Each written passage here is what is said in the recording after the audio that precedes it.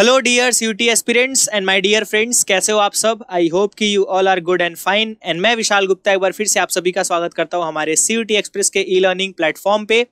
And आज के इस वीडियो में हम बात करेंगे वो 5 बड़े अपडेट्स की जो डीयू लेके आया है आप लोगों के लिए, है ना। अभी second round of cut off चल रहा है, second round of seat allocation चल रही है। थर्ड कब आएगा, स्पॉट राउंड के बारे में क्या ख्याल है, और भी इन सारी चीज़ों को लेकर जो अपडेट्स निकल के आ रही हैं डीयू की तरफ से, दिल्ली यूनिवर्सिटी की तरफ से, तो वो आप लोगों के लिए जानना बहुत ज़्यादा ज़रूरी है। क्योंकि बीच बीच में हम सारी चीज़ें भूल जाते हैं, अवॉइड कर जाते हैं, या फिर हम देख नहीं पाते ये इन्फॉर्मेशन को जो बहुत ज़्यादा ज़रूरी होती हैं। अभी मैं एक दो इन्फॉर्मेशन इसमें ऐसे हैं जिसके बारे में आपको बिल्कुल भी नहीं पता होगा, क्लू नहीं है, क्योंकि बहुत सारे बच्चे विजिट नहीं करते हैं। लेकिन हम आपके लिए ये सारी चीज़ें आपको ला के देते हैं, वो अपडेट्स आपको बताते हैं। और इस वीडियो में मैं कुछ क्वेरीज भी लूंगा बच्चों के, क्योंकि बहुत सारी क्वेरीज हमारे कमेंट में आ रही हैं, हमारे कमेंट सेक्शन में बच्चे पूछ रहे हैं कई सारी चीज़ों को लेके, बहुत ही ज़्यादा कन्फ्यूजन है उन लोगों में। तो चलिए स्टार्ट करते हैं। पहले अपडेट्स हम जान लेते हैं कि क्या क्या चीज़ें वो बहुत ही इंपॉर्टेंट अपडेट्स हैं। देखो मैंने यहाँ पे लिख रखा है सारी चीज़ें। सबसे पहला जो अपडेट हमारे सामने निकल के आ रहा है वो ये कि seat vacancy after first and second round, यानी पहले और दूसरे राउंड के एलोकेशन के बाद हमारे पास कितनी सीट वैकेंसी हो सकती है। ओके, तो पहले और दूसरे राउंड के बाद हमारे पास कितनी सीट वैकेंसी हो सकती है, इस चीज के बारे में हम थोड़ा सा अनुमान लगाएंगे। देखो बात करें हमारे एलोकेशन की, तो डीयू ने जब दिल्ली यूनिवर्सिटी ने नोटिफिकेशन जारी किया था, ऐसे पब्लिक नोटिस में उसने बताया था कि कितनी उसने एलोकेशन करी है, तो 71600 है ना, यानी 71,600 तो टोटल सीट्स बताई थी। उसमें से जो है एलोकेशन मतलब जो फ्रीज किया था बच्चों ने 20,829, और सेकेंड वाले में 24,869। तो आप अगर यहाँ पे ध्यान से देखना तो समझ लो कि लगभग 21,000 सीट्स ये फर्स्ट राउंड में आपको देखने को मिल गई। 25,000 सीट्स लगभग आपको सेकेंड राउंड में एलोकेट होती हुई दिख गई। ठीक है, उनमें मतलब ये जो टोटल है ये फ्रीज के ही है। ओके, 25,000 सीट्स में जो एलोकेशंस हुई हैं उसमें अपग्रेड वाले भी हैं प्लस न्यू एलोकेशन भी है। तो ध्यान दीजिएगा यहाँ पे, अगर इनका हम टोटल करें तो क्या निकल के आती है चीजें, लगभग 46,000 सीट्स डीयू में मान के चलिए कि आप वो बिल्कुल फिक्स हो गई हैं, वो इधर से उधर कोई हिलेंगी नहीं। ठीक है ना। अच्छा, जो एलोकेशन सेकेंड वाले राउंड में है, एलोकेशन सेकेंड राउंड में डीयू ने अपने नोटिस में ये भी बोला था कि सेकेंड राउंड के एलोकेशन में हमने कुछ एक्स्ट्रा एलोकेशंस भी करी हैं। कुछ एक्स्ट्रा एलोकेशंस, ये क्या होती है? एक्स्ट्रा एलोकेशन का मतलब ये है कि चीजों को टाइम से स्टार्ट करने के लिए, है ना, क्योंकि अब जो है डेट बहुत ही ज़्यादा डिले हो चुकी है। जैसा कि आपको पता है कि रिजल्ट आने के बाद, फिर जो है CSAS पोर्टल लॉन्च होने के बाद, और भी कई सारी फॉर्मेलिटीज में बहुत ज़्यादा टाइम लग गया। तो चीज़ों को जल्दी स्टार्ट करने के लिए, क्योंकि अब ओरिएंटेशन भी हो जाएगा बच्चों का, और क्लासेस भी 1 हफ्ते बाद या 10 दिन बाद स्टार्ट हो जाएंगी सारी चीज़ों को स्टेबल करने के बाद।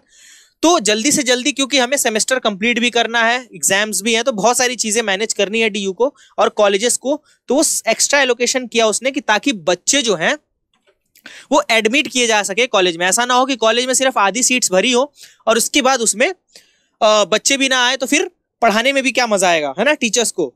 तो एक्स्ट्रा एलोकेशन इसीलिए किया गया ताकि सीटों को जल्दी से जल्दी भरा जा सके। तो इससे आप एक अंदाजा लगा सकते हो कि डीयू जो है आपको कम स्कोर पर भी, अच्छा इसका असर क्या है कि डीयू आपको कम स्कोर पे भी एडमिशन बहुत सारे बच्चों को दे रहा है। और मैंने खुद भी ये एक्सपीरियंस किया, चीजों को देखा है मैंने कि 250 नंबर पे, 200 नंबर पे बच्चों को चीजें मिल जा रही हैं, सीट्स मिल जा रही हैं। तो सोचो, मतलब एक्स्ट्रा एलोकेशन में आपका फायदा है सेकंड राउंड में। फर्स्ट राउंड में तो मतलब ऐसा सारी चीजें निकली थी कि कट ऑफ बिल्कुल हाई, एलोकेशन इतना ज्यादा हुआ था, उसके बाद भी बच्चों ने सिर्फ 20,000 21,000 बच्चों ने फ्रीज करा था, बाकियों ने अपग्रेड के लिए डाला था। उसके बाद फिर एलोकेशन इसमें भी हुई, तो आप देखें, आपने देखा होगा। तो अभी भी इसके बाद भी मान लो 25,000 सीट्स जो वैकेंट दिख रही हैं, मतलब अभी और भरेंगी, ऐसा नहीं है कि ये फिक्स्ड डाटा है जो है 25,000 बचेंगे। अभी इसके बाद भी जो थर्ड और स्पॉट राउंड के लिए जो सीट्स आपके पास बचेंगी वो लगभग के आसपास। अच्छा, आप ये मान के चलो कि पिछले कुछ साल में, प्रीवियस ईयर्स में हर साल डीयू में 5,000 से लेके 6,000 सीट्स जो क्या हो जाती हैं, खाली रह जाती हैं। तो थर्ड राउंड में भी आपके पास लगभग 10,000 सीट्स से ज्यादा सीट्स आपको मिलेंगी डिफरेंट कोर्सेज में। अच्छा, ये मिलेंगी कैसे? ये मिलेंगी इस तरीके से, बहुत सारे बच्चों का रिजेक्शन होगा, जैसे फर्स्ट राउंड में हुआ था। बहुत सारे बच्चे विड्रॉ करेंगे, ओके। और बहुत सारे बच्चे तो भूल ही जाते हैं एक्सेप्ट ही करना, क्योंकि बहुत सारे बच्चों का मेरे पास क्वेरी आया था। जब मैं क्वेरी लूंगा लास्ट में तो आपको बताऊंगा क्या क्या किन किन तरीकों से बच्चों ने अप्रोच किया, उन सारी चीजों को कैसे मैनेज किया, ठीक है। तो सीट्स की कमी नहीं है दिल्ली में। आपको जिन बच्चों ने भी जो चाहते हैं पढ़ना, उनको सीट्स जरूर से ही मिलेगी। बस आपको क्या करना है ना, लास्ट राउंड तक बने रहना है। तो पहली अपडेट तो यही चीज है कि सीट वैकेंसी में आपके पास थर्ड राउंड में भी 10 से 12,000 सीट्स, फ्रेश सीट्स आपको देखने को मिल जाएंगी। उसके बाद जो बच्चों के रिजेक्शन होने के बाद, एडमिशन कैंसिल होने के बाद जो सीट्स बचेंगी, वही रिजल्ट करता है कि लास्ट में 5,000 से 6,000 सीट क्या होती हैं, वो खाली रह जाती हैं एनीवे। तो ये थी पहली चीज की जो है कितनी सीट्स खाली होंगी, ठीक है। What about third and spot round? अच्छा, ये सेकंड वाली जो अपडेट है, ठीक है, सेकंड जो चीज है आपके यहां से निकल के, डीयू के यहां से निकल के आ रही है कि स्पॉट राउंड और थर्ड राउंड कब तक होगा। थर्ड राउंड और स्पॉट राउंड के बारे में क्या अपडेट है? तो देखो, थर्ड राउंड के बारे में डीयू ने यहाँ पे इंफॉर्मेशन दे दी है, हमें क्लू दे दिया है, क्योंकि बहुत सारे बच्चों के सेकंड राउंड में अपग्रेड के ऑप्शन आ रहे थे। इसका मतलब ये है कि सीट्स भी बची हैं और वो चीज टाइम से हो भी जाएंगी। तो थर्ड राउंड जो जैसे ही आपका 30 तारीख को पेमेंट, जैसे ही 30 तारीख को आपका पेमेंट खत्म होता है, पेमेंट डेडलाइन खत्म होती है सेकंड राउंड में।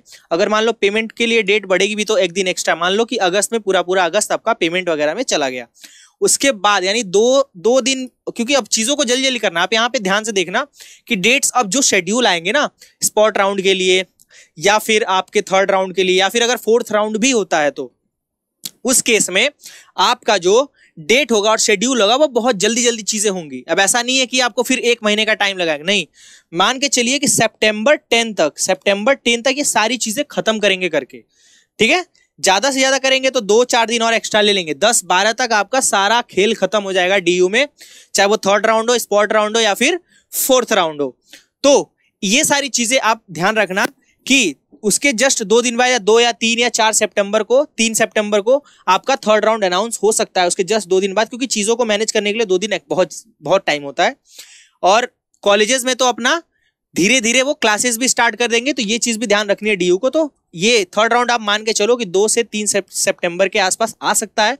स्पॉट राउंड उसके बाद, थर्ड राउंड में ज्यादा कितना टाइम लगेगा, 4-5 दिन इसमें जोड़ लो, तो यानी 7 या 8 के बाद आपका स्पॉट राउंड भी देखने को मिल जाएगा, यानी जो second week of the September है उसमें स्पॉट राउंड भी खत्म हो जाएगा। तो स्पॉट राउंड की जो डेट है स्पॉट राउंड की, वो भी आपका सेकेंड वीक, यानी सेकेंड वीक ऑफ सितंबर में सारी चीजें आपकी खत्म होती हुई दिखेंगी। आप सारे बच्चों का एडमिशन हो जाएगा जो भी स्पोर्ट राउंड वगैरह में पार्टिसिपेट करना चाहते हैं। इस पे भी एक डेडिकेटेड वीडियो लाऊंगा कि स्पोर्ट राउंड में पार्टिसिपेट वगैरह कैसे करते हैं, सारी चीजें मैं बताऊंगा। मिड एंट्री भी इसी के बीच में हो जाएगी, उसका भी नोटिफिकेशन आ जाएगा, ठीक है ना। तो मान के चलो आपका जो अपडेट ऑफिशियल है वो यही है कि सेकेंड वीक ऑफ सितंबर तक सारा कार्यक्रम खत्म और उसके बाद क्लासेस स्टार्ट हो जाएंगे। क्योंकि जो बच्चे लेट भी ज्वाइन करेंगे, है ना, उसके बाद भी जो है जो बच्चे लेट भी ज्वाइन करेंगे उनका भी क्या होगा ना, नुकसान होगा ना चीजों का, कि जितना लेट ज्वाइन करेंगे उतनी लेट चीजें उनकी शुरू होंगी, स्टार्ट होंगी, है ना, सब्जेक्ट जो आगे निकल जाएंगे, है ना। तो ये सारी चीजों को ध्यान में रखते हुए डीयू जो है जल्दी जल्दी चीजों को खत्म करना चाह रहा है। तो ये अपडेट है स्पोर्ट राउंड और थर्ड राउंड से लेके। अच्छा, बात करें सीट की, तो सीट के मैंने बता दी कि थर्ड और स्पोर्ट राउंड में भी सीट आपके पास बचेंगी। बहुत सारे बच्चे मुझसे क्वेरी पूछ रहे हैं कि सर अगर फर्स्ट राउंड में मेरा नहीं हुआ, सेकेंड राउंड में नहीं हुआ, तो क्या थर्ड राउंड और स्पॉट राउंड में मेरी कोई जगह बनती है, या फिर ऐसा कोई सिस्टम है कि मेरा स्पॉट राउंड तक हो जाएगा एडमिशन, क्या कोई कंफर्मेशन है। तो देखो, किसी भी चीज की गारंटी तो नहीं है, but chances are very high कि आपको सीट मिल जाएगी थर्ड राउंड या स्पॉट राउंड में, ठीक है। स्पॉट राउंड का पूरा प्रोसेस मैं आपको एक डेडिकेटेड वीडियो में समझाऊंगा। फिलहाल आगे बढ़ते हैं हम। उसके बाद क्या चीज थी, सेशन ऑफ कॉलेज स्टार्ट। देखो, अच्छा, ये चीज तो ऑफिशियली डीयू ने सारे कॉलेजेस को बता दी है कि जो सेशन स्टार्ट हो रहा है वो आपका 29 तारीख से स्टार्ट हो रहा है। ये तो पता ही है सबको, 29 ऑफ अगस्त, ये चीजें जो है डीयू ने बता रखी है कि 29 अगस्त से सारी चीजें जो है स्टार्ट हो जाएंगी सारे कॉलेजेस की। ओके, यानी आपका पहला दिन तो ओरिएंटेशन में जाएगा, उसके बाद उसके बाद के 4-5 दिन या एक हफ्ते, मतलब समझ लो कि 1 वीक पकड़ के चलो,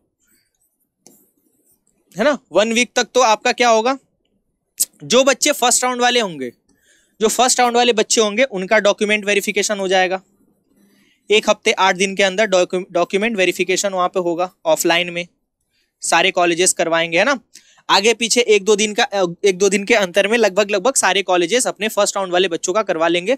और सेकेंड राउंड वाले बच्चे जो भी अलॉट होंगे उनका भी, तो फर्स्ट और सेकेंड राउंड का तो हो जाएगा। बचेंगे आपके थर्ड और स्पॉट राउंड वाले, तो उनका जब एडमिशन हो जाएगा तो थर्ड और स्पॉट राउंड वाले, या फिर जो अगर फोर्थ राउंड भी आता है तो उनका जो है सेकेंड वीक, मैंने क्या बताया था, सेकेंड वीक में या फिर ज्यादा से ज्यादा 20 सितंबर तक ये सारी चीजें करके रेडी हो जाएंगे, ठीक है ना। और उसके बाद देखो क्लासेस की क्या बात है, सेशन स्टार्ट क्या है, ऑफिशियल क्लासेस स्टार्ट हो जाएंगी आपकी 29 से ही स्टार्ट है ना। अब कॉलेजेस पे डिपेंड करता है कि वो कितना जल्दी अपनी पढ़ाई शुरू करवाते हैं, वहां पे स्टडी चालू करवाते हैं, वहां पे सेशन स्टार्ट करते हैं। तो हर एक कॉलेज का अपने अपने ऊपर है, क्योंकि एक डीयू ने एक डेट दे दी आपको, कमेंसिंग डेट दे दी कि 29 तारीख से आप अपना सेशन स्टार्ट करो। आप उसके बाद 30 से क्लास रखवा दो, 1 से रखवा दो, 2 से रखवा दो, तो सबका कॉलेज अपने अपने ऊपर डिपेंडेंट है कि वो सेशन कब से स्टार्ट करवा रहा है, अपना शेड्यूल कब से जारी कर रहा है। और इसके रिगार्डिंग आपको सारी जानकारी या तो कॉलेज वेबसाइट पे मिलेगी, ये चीज ध्यान रखना कि कहां से पता चलेगा, बहुत सारे बच्चे पूछ रहे थे। तो या तो कॉलेज वेबसाइट पर, या तो आपके पास मेल के थ्रू, या टेक्स्ट मैसेज के थ्रू जो आपने नंबर दिया था, तो इन तीनों के थ्रू आपको पता चल सकता है। या तो कॉलेज वेबसाइट से पता चलेगा, या तो मेल से पता चलेगा, या तो टेक्स्ट मैसेज जो वो कर देंगे कॉलेज वाले। तो आपको इन तीनों माध्यम से, किसी भी मीडियम से आपको पता चल जाएगा कि आपका शेड्यूल क्या है और कब से स्टार्ट हो रहा है। तो सारे कॉलेजेस का 1-2 दिन का अंतर रहेगा। तो शुरू के जो मतलब ओरिएंटेशन के बाद जो 2-4 दिन होते हैं, तो वो थोड़ा आने जाने में, है ना, सेटअप करने में लग जाते हैं। तो आप मान के चलो 4-5 से आपका जो पहला सेशन है वो स्टार्ट हो जाएगा।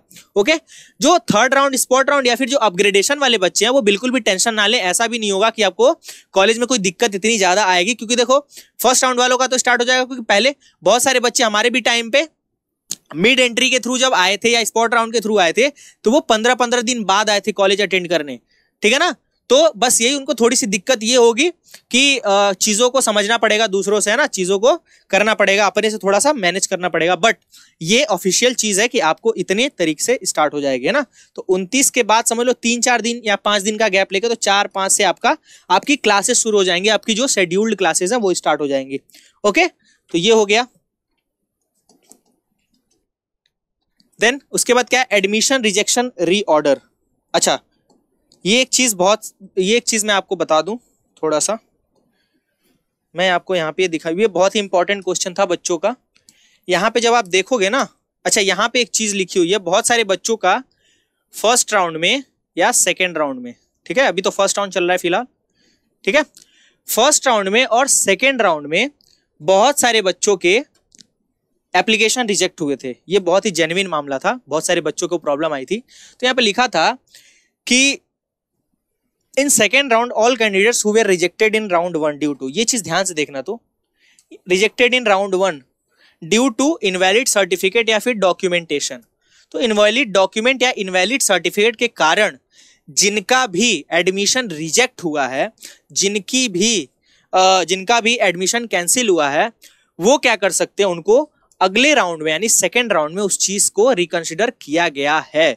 तो जो बच्चे पूछ रहे थे, यानी अब सेकंड वाले में भी जिनका होगा, तो क्या सर ये सेकंड वालों के लिए भी एप्लीकेबल है, तो बिल्कुल हाँ। अगर सेकंड में राउंड में भी अगर इस तरीके की चीज होती है, वैसे तो फर्स्ट राउंड में ही मैक्सिमम बच्चों का हो गया होगा, लेकिन अगर भूल चूक से या किसी भी तरीके से सेकंड राउंड में वो चीज आपकी रिजेक्ट होती है, तो मे बी इसके आधार पर अगले राउंड में आपको मौका मिलेगा, ठीक है ना। फर्स्ट राउंड में जिसको देखो कैंसिल किसका होता है एडमिशन, डॉक्यूमेंट की वजह से, जिसको फर्स्ट राउंड में एलोकेट हो गया हो, जिसको फर्स्ट में एलोकेट ही नहीं हुआ, वो ये चीज ध्यान देना कि जिसको फर्स्ट में एलोकेशन जिसका हो गया था, फर्स्ट राउंड में एलोकेशन जिसका हो गया था, लेकिन उसका एडमिशन कैंसिल हुआ, सेकंड एडमिशन कैंसिल हुआ जो सर्टिफिकेट या फिर इनवैलिड डॉक्यूमेंट की वजह से, तो वो जो है सेकंड राउंड में किस कैटेगरी में कंसीडर होंगे, ये भी ध्यान देना। कंसीडर तो होंगे लेकिन यूआर कैटेगरी में, ये चीज ध्यान देना, अनरिजर्व्ड कैटेगरी में वो होंगे। जैसे मान लो आपने ओबीसी का कोटा लगाया होगा या ईडब्ल्यूएस का कोटा लगाया होगा, उसमें आपका डॉक्यूमेंट, क्योंकि देखो डॉक्यूमेंट अनरिजर्व वालों का तो वैसे भी कैंसिल नहीं होगा, क्योंकि उस तरीके से आपको कोई डॉक्यूमेंट लगाना ही नहीं होता, कास्ट सर्टिफिकेट नहीं लगाना होता है या कोटा सर्टिफिकेट या फिर इनवैलिड डॉक्यूमेंट आप लगाएंगे नहीं। ठीक है, बात आती है कि कोटा वालों का ही रिजेक्ट होता है, ठीक है ना, चाहे वो माइनॉरिटी कोटा लगाएं, चाहे वो ईडब्ल्यूएस लगा रहे हैं, चाहे वो ओबीसी लगा रहे हैं। तो इन सारे केस में अगर इस तरीके की चीज होती है तो आपको रिकंसिडर तो किया जाएगा, आपको रिकंसिडर किया जाएगा, बट किस कैटेगरी में? अनरिजर्व कैटेगरी में। यही मैं बहुत सारे बच्चों को जवाब दे चुका हूं उनके कमेंट में, हर एक बच्चे के कमेंट का मैं जवाब देता हूं। आप कोई भी वीडियो उठा के देख लो, हर एक बच्चे के कमेंट पे आपको रिप्लाई दिख जाएगा मेरा। मैं हमेशा जो है सारे बच्चों की दिल से मदद करता हूं, वहां पे सबके कमेंट का रिप्लाई देता हूं, क्योंकि सारे बच्चे परेशान हैं, ठीक है ना। तो रिकंसिडर तो किया जाएगा, ऐसे बहुत सारे बच्चों ने सवाल पूछा तो रिकंसिडर किया जाएगा, बट यूआर कैटेगरी में। किसमें? यूआर कैटेगरी में, यानी अनरिजर्व कैटेगरी में। और बहुत सारे ऐसे भी बच्चे हैं, अभी मैं क्वेरी जब लूंगा तो बताऊंगा आपको, कि बहुत सारे ऐसे बच्चे हैं जिन्होंने विड्रॉ कर लिया गलती से या एक्सेप्ट नहीं करी सीट। अब वो पूछ रहे हैं कि सर स्पॉट राउंड में होगा कि नहीं होगा, या अगले राउंड में होगा कि नहीं होगा, या मिड एंट्री में होगा तो होगा कि नहीं होगा। उन सारी चीजों का भी जवाब मैं आगे दूंगा, ठीक है ना। तो वो चीज ये समझ लेना कि जिनका भी यहाँ पे ये बिग अपडेट है यहाँ पे, ठीक है, तीसरी अपडेट चौथी अपडेट जो भी थी वो यहाँ पे आपको मैंने ये बताई, ठीक है, इससे रिलेटेड। तो ये चीज हमेशा, ये चीज आप अपने जहन में रखना कि एडमिशन रिजेक्शन का जो रिकंसिडरेशन था उसका अपडेट आप लोग अपने दिमाग में रखना कि फर्स्ट राउंड में ऐसा हो गया है, या फिर सेकंड राउंड में जिसको एलोकेट होगा। फर्स्ट राउंड वालों का तो वो था, जिसको सेकंड राउंड में एलोकेट होगा और जो है सर्टिफिकेट या फिर डॉक्यूमेंट की वजह से रिजेक्ट होगा, वो थर्ड राउंड में ऐसे कंसीडर किए जाएंगे। बट याद रखना कि जब भी कंसीडर होंगे तो अनरिजर्व में कंसीडर होंगे।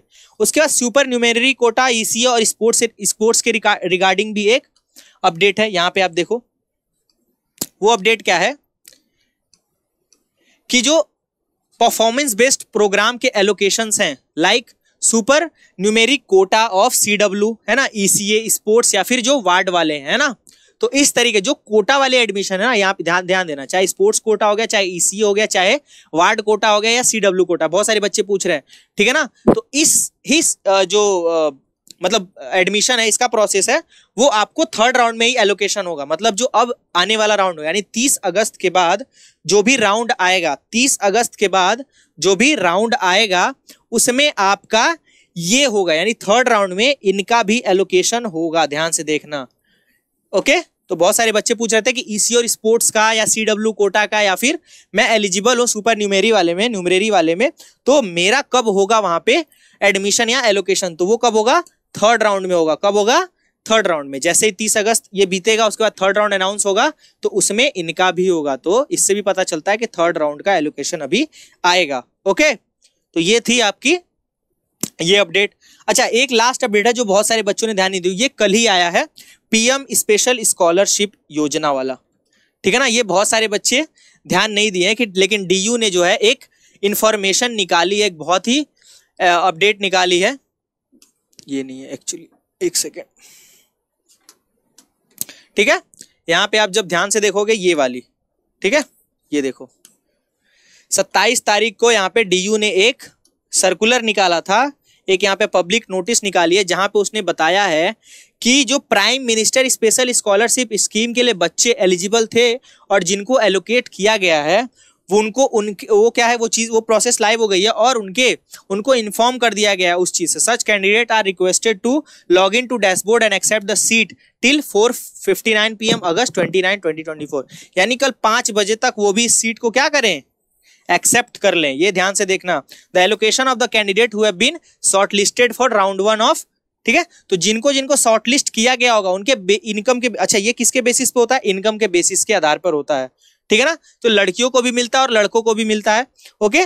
तो ये जो है उनके इनकम के आधार पर जिनको शॉर्टलिस्ट डीयू ने या यूजीसी ने किया होगा, उस हिसाब से आपको जो है बता दिया गया है कि आप शॉर्टलिस्टेड हो और आइए प्रोसेस लाइव हो चुका है और आप जो है जाके इसको सबमिट करो, एक्सेप्ट करके इसको सबमिट करो और ये प्रोसेस आपका एप्लीकेशन जो है जो डीयू होगा उसको कब तक प्रोसेस करेगा, जो कॉलेजेस है, जो भी आपको कॉलेज एलोकेट हुआ है उसके, देखो जब आपको कॉलेज एलोकेट हुआ होगा तो उसमें इसके अंडर भी हुआ होगा, यानी आप इसके अंडर भी चुने हो गए इस स्कीम के अंडर। बेसिकली ये स्कॉलरशिप स्कीम है उन बच्चों के लिए जो डिप्राइव्ड हैं, जो मतलब जिनकी इनकम ठीक नहीं है, हालत सही नहीं है, उनके लिए है ना। तो लो इनकम वालों के लिए ये स्कीम है और ये शॉर्टलिस्टेड है ना। ये डीयू शॉर्टलिस्ट या यूजीसी शॉर्टलिस्ट करेगा आपके इनकम के आधार पर, और ये चीज लाइव है। और आपको क्या है, हर महीने कुछ ना कुछ पैसे मिलेंगे आपके एक्सपेंसेस को ड्राइव करने के लिए, आपके अपने खर्चे को उठाने के लिए, है ना। जो भी फूड एक्सपेंसेस हैं, आप जो अब दिल्ली में रह रहे हो, या आप कॉपी किताब पे जो खर्चा, एडमिशन एक्सपेंस है, तो सारी चीजों के लिए हर महीने आपको कुछ पैसे मिलते हैं,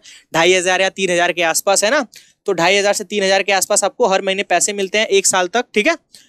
हर साल का अपडेट होता रहता है। तो वो प्रोसेस स्टार्ट हो गया है और 30 अगस्त तक ये कॉलेज क्या करेंगे, एप्लीकेशन को प्रोसेस कर देंगे। और आपका काम है 29 अगस्त तक आप अपने डैशबोर्ड पे चेक कर लेना, जिनका भी ये आया होगा, जिनके डैशबोर्ड पे आया होगा।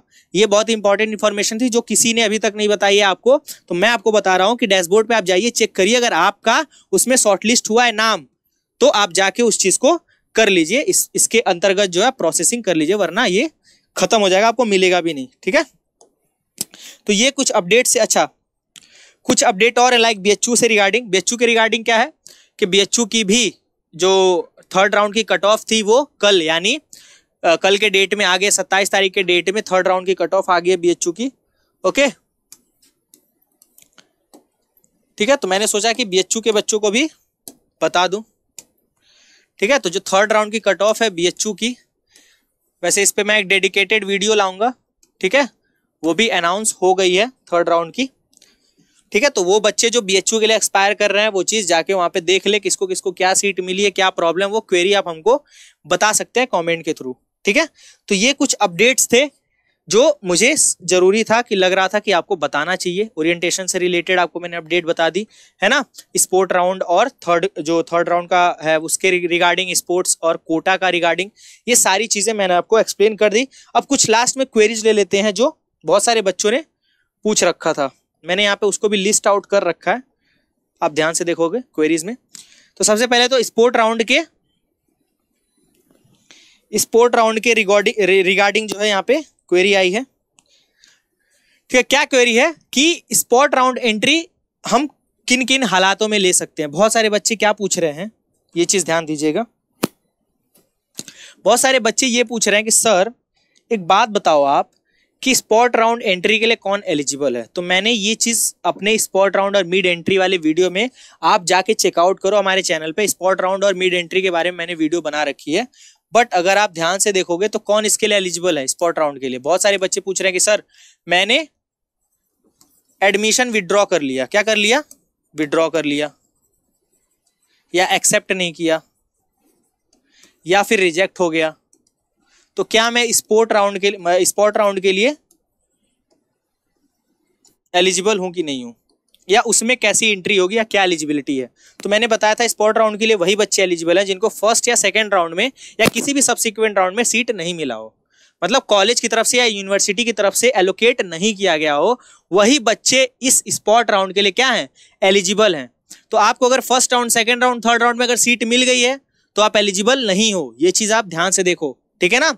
लेकिन आपको अगर सीट नहीं मिली किसी भी राउंड में, तब आप जाके, जब आप स्पॉट राउंड का पोर्टल खुलेगा, उस पर रजिस्ट्रेशन होगा, तब आप जाके वहां पे भर सकते हो। उसका मैं प्रोसेस पूरा बताऊंगा। बट जिन बच्चों का एलोकेट हो चुका था और वो किसी भी गलती की वजह से, चाहे विड्रॉ कर लिया उन्होंने अपने मन से, वो एलिजिबल नहीं होंगे। वो सोच रहे होंगे कि मैं विड्रॉ कर लिया, अब मैं स्पॉट राउंड में लूंगा, तो ऐसा नहीं हो सकता, नहीं कर सकते, सीधे बिग नो है।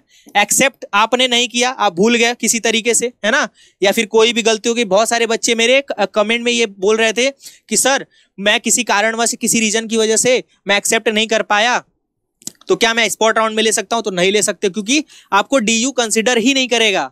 समझ में आया, आपको डीयू कंसिडर ही नहीं करेगा, तो आप नहीं ले सकते, ठीक है। रिजेक्ट हो गया किसी तरीके से, अच्छा रिजेक्ट वालों के लिए मैंने बता दिया है कि जो भी नेक्स्ट राउंड आएगा तो आप एलिजिबल हो सकते हो, ठीक है ना। तो अगर रिजेक्ट हुआ किसी कारणवश, इनवैलिड डॉक्यूमेंट की वजह से, तो स्पॉट राउंड में आप एलिजिबल हो सकते हो, ठीक है ना।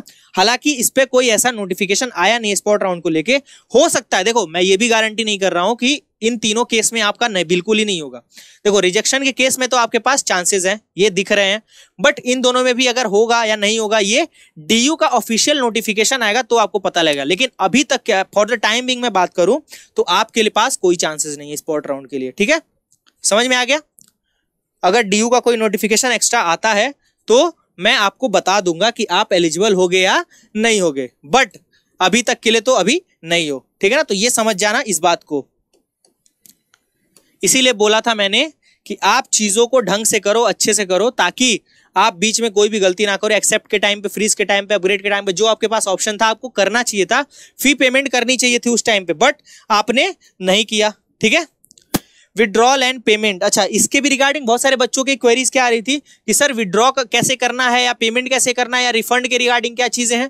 तो देखो पेमेंट, अपग्रेड और देखो सेकंड राउंड जो अनाउंस हुआ है उस केस में आपका जो है जैसे ही एक्सेप्ट आपने किया उसके 2 दिन बाद आपको सारे ऑप्शंस दिखने लग जाएंगे। अगर अभी भी नहीं दिख रहा है, पेमेंट का ऑप्शन नहीं दिख रहा है, तो दिख जाएगा जिसके भी पोर्टल पे, हालांकि वो दिखना स्टार्ट हो जाएगा, ठीक है, क्योंकि आपके पास कल तक का यानी सॉरी 30 तारीख तक का आपके पास टाइम है पेमेंट करने का, तो आपको दिख जाएगा, पेमेंट कर सकते हो। विड्रॉल के केस में क्या है, विड्रॉल के केस में क्या है, आप जो है आपके पास ऑप्शन दिख जाएगा जैसे ही आपको एलोकेट हुआ, आपने पेमेंट कर दी, कॉलेज वेरिफिकेशन के बाद आपने क्या कर दी, पेमेंट कर दी, उसके बाद जो है आपके पास कई सारे ऑप्शन दिखते हैं, फ्रीज का दिखता है, विड्रॉ का दिखता है और अपग्रेड का दिखता है। तो विड्रॉ का जैसे ही ऑप्शन आएगा विड्रॉ कर लो, ठीक है ना।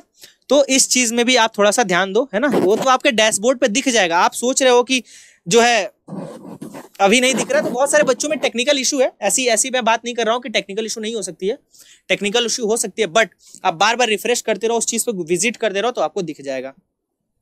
Re entry and mid entry, अच्छा ये क्या है, री एंट्री का मतलब और मिड एंट्री का मतलब, देखो बहुत लोग पूछ रहे हैं कि पहले राउंड में मैंने नहीं कुछ किया, सेकेंड राउंड में मैंने कुछ नहीं किया, तो क्या मैं अगले किसी राउंड में ऐसे बाहर से एंट्री कर सकता हूं? नो, इसका आंसर है big no.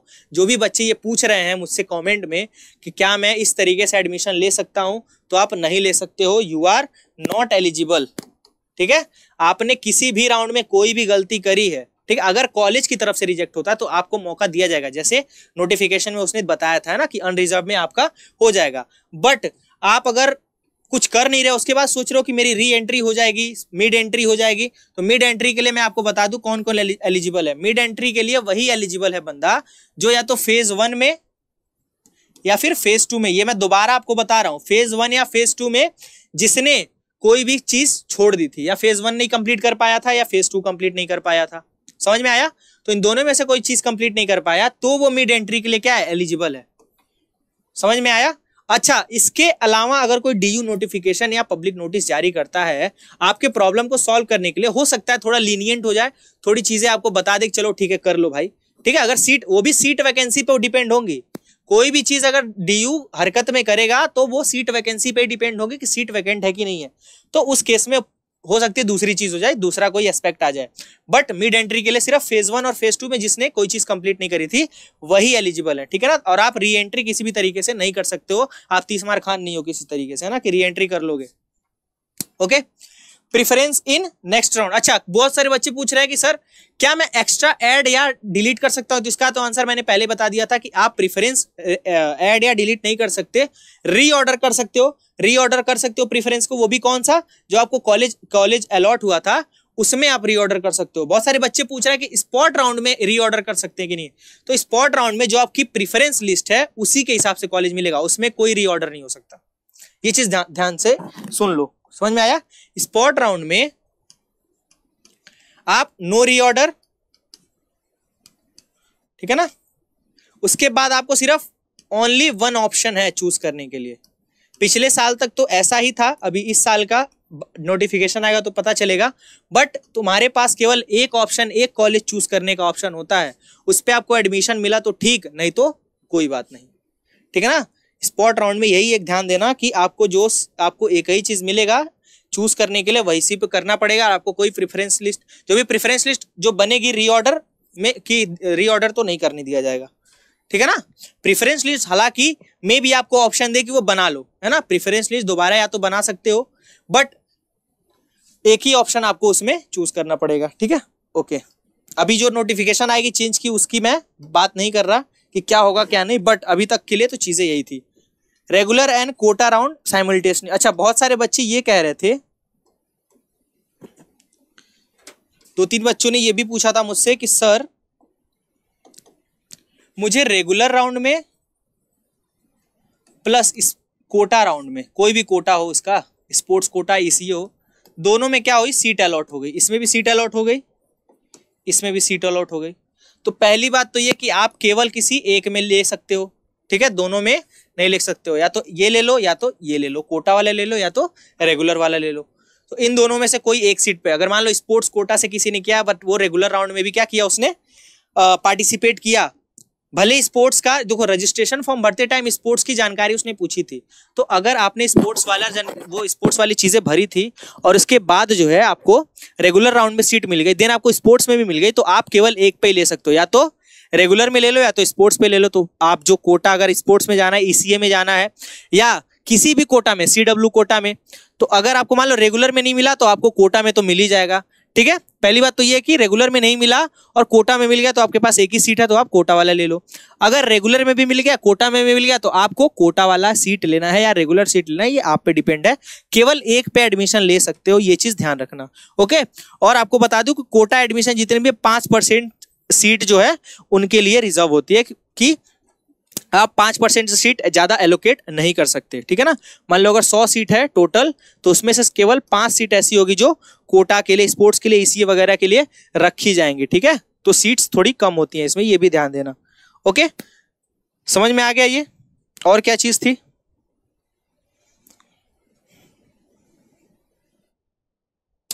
Regular and Kota round simultaneously, ये तो मैंने बता दिया। और कोई अगर क्वेरी रही होगी, रह जाए तो वो भी देख लेते हैं। आई डोंट थिंक, देखो ये जो मेन क्वेरीज थी वो मैंने आपको सारी चीजें एक्सप्लेन कर दी, बट इसके बाद भी अगर कोई क्वेरी रह जाती है आपके पास तो आप जो है जरूर से हमें लिख के भेजो, हम उस पर भी एक सेपरेट वीडियो बनाएंगे और आपको वो चीजें बताएंगे उससे रिलेटेड, ओके। और क्या है?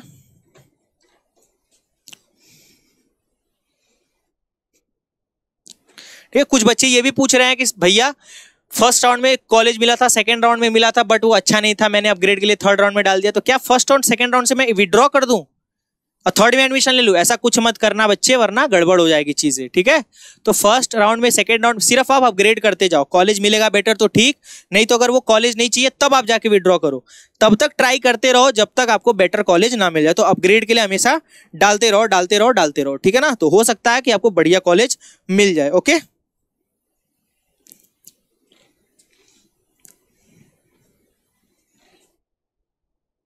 कुछ बच्चे वही पूछ रहे हैं कि विड्रॉल और फ्रीज का ऑप्शन आ रहा है मेरे पास, अपग्रेड ऑप्शन नहीं आ रहा है, ठीक है। तो अगर विड्रॉल और फ्रीज का ऑप्शन आ रहा है तो थोड़ी देर वेट कर लो आप, है ना, हो सकता है अपग्रेड का भी ऑप्शन आपके पास आ जाए। अगर नहीं भी आएगा, अगर मान लो विड्रॉ, और दूसरी बात ये पूछ रही है कि फी पे कर दी है मैंने, मतलब एक बच्ची है, फी के पे कर दिया, मैं डिफेंस कोटा के लिए भी एलिजिबल हूं, तो डिफेंस कोटा के लिए एलिजिबल हो और आपको रेगुलर में सीट मिल गई, तो मैंने वही चीज बताया ना कि कोटा और रेगुलर में दोनों में अगर आपको एडमिशन मिल जाता है तो आप केवल एक पर ही ले सकते हो। और अगर किसी का एडमिशन कैंसिल दिखा रहा है डीयू से, तो आपका डॉक्यूमेंट का प्रॉब्लम होगा, आप जो है दोबारा से अगले राउंड में जो है पार्टिसिपेट करो, आपको अनरिजर्व कैटेगरी से लड़ने का मौका दिया जाएगा, ओके। और इसके लिए आप एक बार कॉलेज से या फिर यूनिवर्सिटी से एक बार कांटेक्ट करो इस चीज के लिए, ठीक है। तो ये चीजें मैंने बता दी, किसी को स्पॉट राउंड से दिक्कत जो भी थी स्पॉट राउंड के रिगार्डिंग, ये सारी चीजें मैंने बता दी, ओके, ठीक है। और एक कॉमन लास्ट डाउट मैं ले रहा हूं कि उसने, एक बच्चे ने पूछा था कि मैंने सारी चीजें कर ली थी बट फी नहीं पे कर पाया था, तो टाइमली फी पे नहीं कर पाया, तो क्या मैं अगले किसी राउंड में फी पेमेंट का ऑप्शन आएगा क्या, या फिर एलिजिबल हो क्या? तो नो, वहां पे उसने बता दिया था डीयू ने अपने बुलेटिन में कि भैया अगर आप फी पेमेंट टाइम से नहीं कर पाते हो तो आपका एडमिशन कैंसिल कर दिया जाएगा, आपको समझा जाएगा कि आपका मनी नहीं है लेने का, और आप भैया घर जाओ, अगले साल तैयारी करके वापस आना, ठीक है ना। तो ये सारे प्रोसेसेस के बारे में सारी चीजें उसने बताई थी। तो आई होप कि ये सारी चीजें आपको समझ में आई होंगी। मैंने अपडेट्स के साथ साथ आपकी कुछ क्वेरीज को भी सॉल्व किया यहाँ पे, और इसके बाद भी अगर कोई क्वेरी रह जाती है तो आप हमें जरूर से कमेंट करो, हम उसका रिप्लाई करेंगे। हो सकता है अगर ज्यादा क्वेरीज होगी तो एक और डेडिकेटेड वीडियो इस पे लेके आएंगे। बट इस चैनल को सब्सक्राइब कर दो, हमारी वीडियो को लाइक कर दो, और ये सारी चीजें हम आपके लिए ही कर रहे हैं तो इसको शेयर भी कर दो, और भी ज्यादा लोगों तक शेयर करो, ताकि उनके भी प्रॉब्लम्स का वो सोल्यूशन मिल जाए, उनको उनकी भी जो क्वेरीज हो वो सॉल्व हो जाए। तो सिर्फ अपने तक मत रखो, अपने दोस्तों की भी हेल्प करो, अपने रिलेटिव्स की भी हेल्प करो, अपने कलीग्स की भी हेल्प करो। बाकी आगे की वीडियोस के लिए हमारे साथ बने रहो। Tata, bye bye, thank you.